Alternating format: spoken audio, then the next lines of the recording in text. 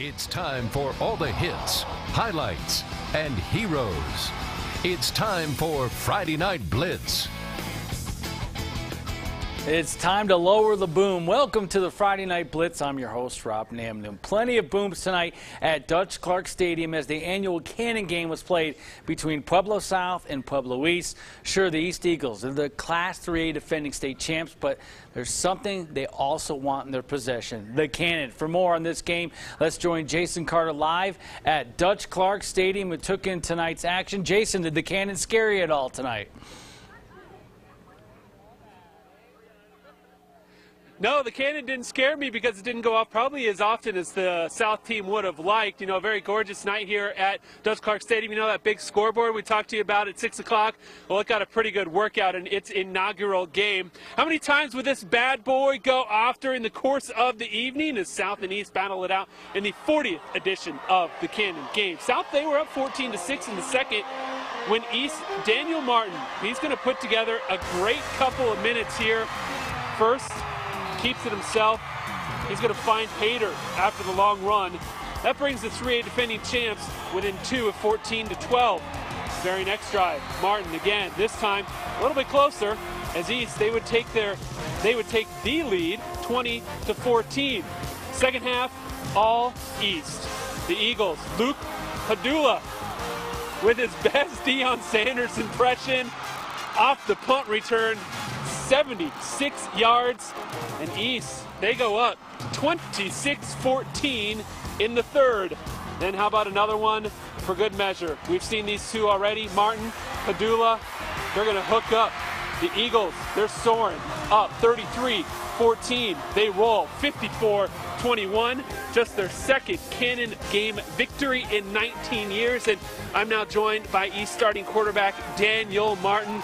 And Daniel, great game, guys. Finally brought back the Cannon. How great does that feel? It feels amazing. I mean, coming back from the state championship, it's always good to know that, like, if they're going to say something about 4A, blah, blah, blah, it doesn't matter. But most importantly, it's the kids are live right now. The coaches, it's a tradition for them. They're pumped. So now it's just a spark to our season. Now it's time to just move on and go on the next game. You guys were down early there, 14-6, but from that point on, pretty much owned the rest of the game. What changed? Did Coach give you a pep talk? What happened?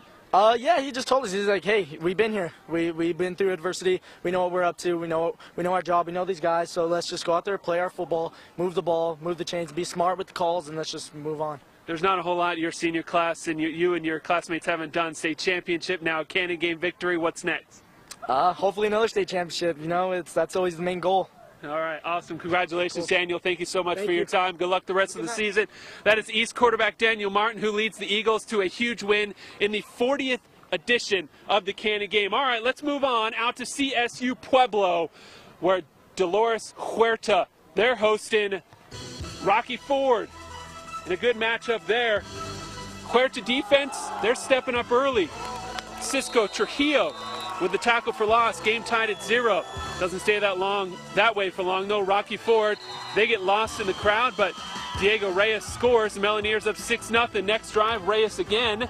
This time a little more space. He scores to make it 12-zip. That was the final reported score we had for that one. The Melineers were leading. Well, that does it for the 40th edition of the Cannon game from Dutch Clark Stadium.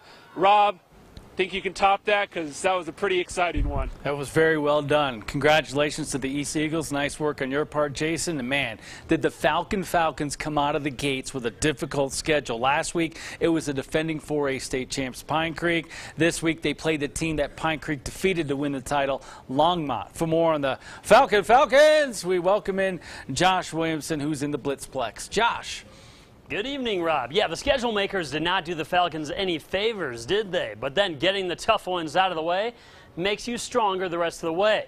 Let's head to the highlights of this one. Here come the Falcons. Falcon High School we go, and the Falcons playing some D early. Bryce Snodgrass, I love that football name, introduces his opponent to the grass. Nice play there. Longmont knocking at the door on the 2-yard line. They cost themselves with a fumble. They would recover.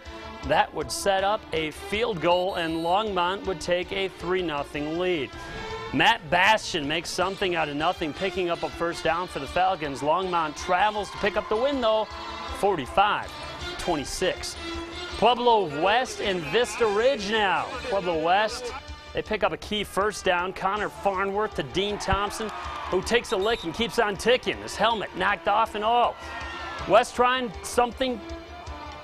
get something going in the second quarter. I'm completely fooled, so I'm just going to follow number 55, Mo Kagawa. He's Samoan, and he didn't let me down. The interception. Vista Ridge driving again. Gets a little too tricky. Pueblo West would pounce on it. The T-Wolves will get the ball back. Elway Tubbs to Breon Michael. A picture-perfect touchdown. The T-Wolves win it by the final score, 55-7. Pueblo Centennial and Palmer Ridge. This one, all Bears. Isaiah Sanders keeps himself and picks up some nice yards for a first down. Gets crunched right there. Same drive. Sanders is going to connect with George Sylvanik over the middle for another first down. Sanders again, this time the Bears quarterback spots Peyton Bauer. At least one Bears quarterback can throw touchdowns. Oh.